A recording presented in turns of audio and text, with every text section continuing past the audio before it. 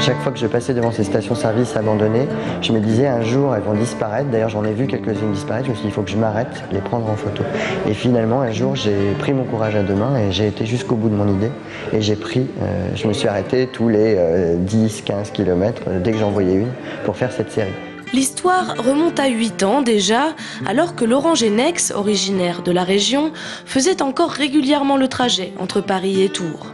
Et pour ce photographe autodidacte, chacune de ces stations abandonnées sur le bord de l'autoroute évoque avant tout la nostalgie d'une époque révolue. Ce sont des lieux qui me rappelaient des souvenirs de mon enfance quand on partait en vacances. C'est vrai que c'était des endroits sympas qui représentaient, voilà, on était sur le chemin des vacances, on se posait, les parents prenaient un petit café, on en profitait pour manger, aller faire la pause pipi.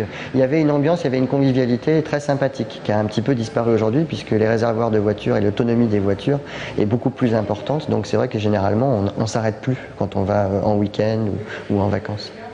Au fil de ces 18 clichés en couleur, c'est aussi un patrimoine urbain en voie de disparition que Laurent Genex a voulu immortaliser.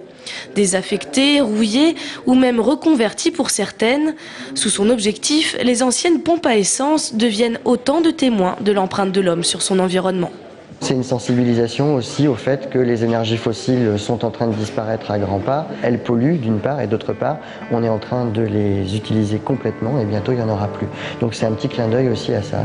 Clôture de la 7e semaine de l'énergie, l'exposition Vestiges de la lenteur est présentée jusqu'au 25 octobre prochain au Centre culturel de Saint-Pierre-des-Corps.